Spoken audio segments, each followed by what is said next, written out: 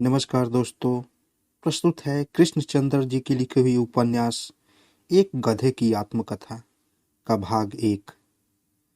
महानुभाव, मैं न तो कोई साधु संन्यासु हूँ, न कोई महात्मा धर्मात्मा, न श्री 108 स्वामी गहमानंद का चेला हूँ, न जरूरी बूटियों बेचने वाला सूफी गुरमुख सिंह मझेला हूँ, न मैं वैद्य हूँ, न कोई डॉक्टर, न कोई फिल्म स्टार हूँ, न राजनीतिज्ञ। मैं तो केवल एक गधा हूँ जिसे बचपन के दुष्कर्मों के कारण समाचार पत्र पढ़ने का घातक रोग लग गया था। होते होते यह रोग यहाँ तक बढ़ा कि मैंने ईंटें ढोने का काम छोड़ दिया, केवल समाचार पत्र पढ़ना आरंभ कर दिया। उन दिनों मेरा मालिक धब्बू कुम्हार था, जो बाराबंकी में रहता था, जहाँ के गधे बहुत प्रसिद्ध हैं, और सैयद करामाती शाह बार 8 लाख की कोठी पर ईंटें ढोने का काम करता था। सैयद करामाती शाह लखनऊ के एक माने हुए बैरिस्टर थे। मैं अपने पैतृक नगर बाराबंकी में एक आलीशान कोठी स्वयं अपनी निगरानी में बनवा रहे थे। सैयद साहब को पढ़ने लिखने का बहुत शौक था, इसलिए अपनी कोठी का जो भाग उन्होंने सबसे पहले बनवाया था वह उनकी लाइब्रेरी का हॉल तथा रीडिंग रूम था, जिसमें वह प्रातःकाल आकर बैठ जाते। वह बाहर बरामदे में कुर्सी डालकर समाचार पत्र पढ़ते और ईंटें ढोने वालों की निगरानी भी करते रहते। उन्हीं दिनों मुझे समाचार पत्र पढ़ने का चस्का पड़ा। होता अधिकतर यो था कि उधर मैंने एक उठती हुई दीवार के नीचे ईंटें फेंकी, उधर भागता हुआ रीडिंग रूम की ओर चला गया। बैरिस्टर साहब समाचार पढ़ने में इतने लीन होते थे कि उन्हें मेरे आने की खबर तक न होती थी, और मैं उनके पीछे खड़ा होकर समाचार पत्र का अध्ययन शुरू कर देता।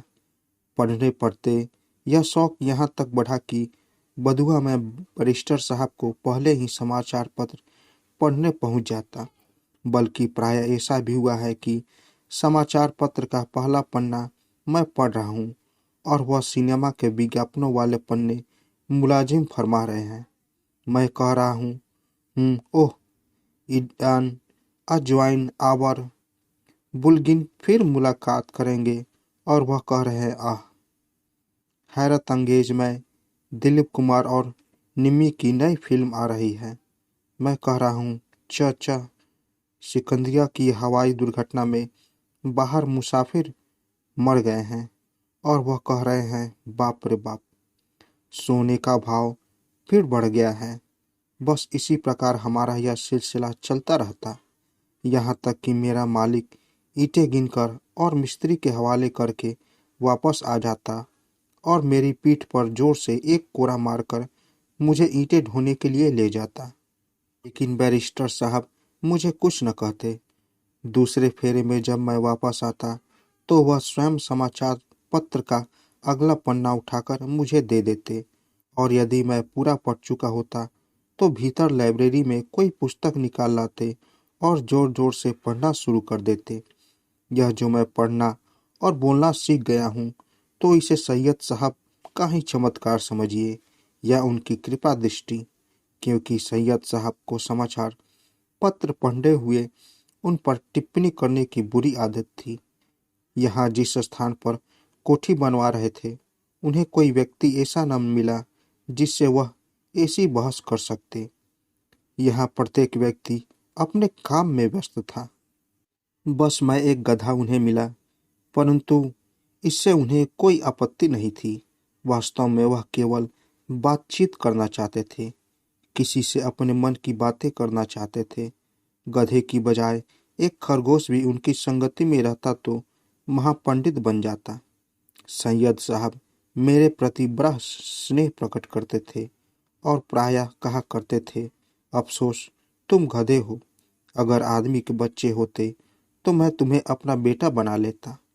सैयद साहब के कोई संतान न थी। खैर साहब, करनी भगवान की यह हुई कि एक दिन सैयद करामाती अली शाह की कोठी तैयार हो गई और मेरे मालिक को और मुझे भी वहाँ के काम से छुट्टी मिल गई। फिर उसी रात धब्बू कुम्हार ने ताड़ी पीकर मुझे डंडे से खूब पीटा और घर से बाहर निकाल दिया और खाने के लिए घास भी दी। मेरा दोष यह था कि मैं ईंटें कम ढोता था और समाचार पत्र अधिक पढ़ता था, और कहा, मुझे ईंटें ढोने वाला गधा चाहिए, समाचार पत्र पढ़ने वाला गधा नहीं चाहिए। रात भर भूखा प्यासा मैं धब्बू कुमार के घर के बाहर शीत में ठिठुरता रहा। मैंने निश्चय कर लिया कि दिन निकलते ही सैयद करामाती शाह की कोठी पर जाऊंगा और उनसे कहूंगा कि ईंटें ढोने पर नहीं तो पुस्तकें ढोने पर ही मुझे नौकर रख लीजिए। शेक्सपियर से लेकर बेढब मुझी तक मैंने प्रत्येक लेखक की पुस्तकें पढ़ी, और जो कुछ मैं उन लेखकों के संबंध में जानता हूँ वह कोई दूसरा गधा नहीं जान सकता। मुझे पूरी आशा थी कि सैयद साहब तुरंत मुझे रख लेंगे, लेकिन भाग्य की बात देखिए, जब मैं सैयद साहब की कोठी पर पहुंचा तो मालूम हुआ कि रातों रात कोठी पर फसादियों ने हमला कर दिया। सैयद साहब को अपनी जान बचाकर भागना पड़ा। फसादियों में लाहौर के गंडा सिंह फल विक्रेता भी थे, जिनकी लाहौर दरवाजे के बाहर फलों की बहुत बड़ी दुकान और मॉडल टाउन में एक आलीशान कोठी थी। उस हिसाब से एक आलीशान कोठी उन्हें यहाँ भी मिलनी चाहिए थी। सो भगवान की कृपा से उन्हें सैयद करामाती शाह की नई बनी कोठी मिल गई।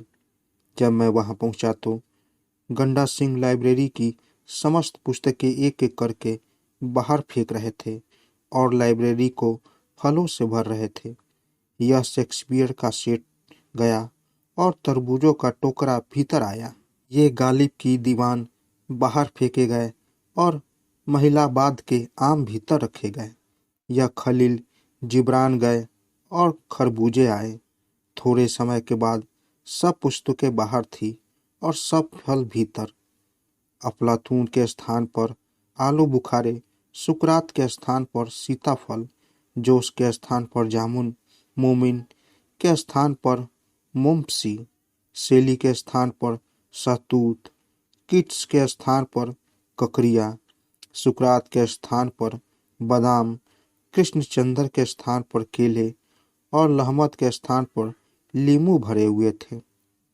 पुस्तकों की यह दुर्दशा देखकर मेरी आंखों में आंसू आ गए और मैं एक एक करके उठाकर अपनी पीठ पर लादने लगा।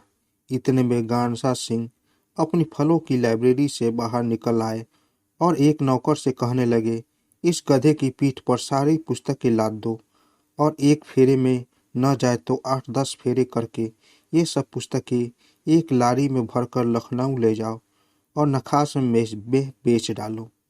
अतएव गंडा सिंह ने नौकर ने ऐसा ही किया। मैं दिन भर पुस्तकें लाद लाद कर लारी तक पहुंचाता रहा, और जब शाम हो गई और अंतिम पुस्तक भी लारी तक पहुंच गई, तब कहीं गंडा सिंह के नौकर ने मुझे छोड़ा।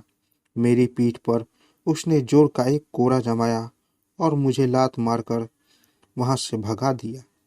मैंने सोचा, जिस शहर में पुस्तकों तथा महापंडितों का ऐसा अनादर होता हो वहां रहना ठीक नहीं, इसलिए मैंने वहां से प्रस्थान करने का संकल्प कर लिया।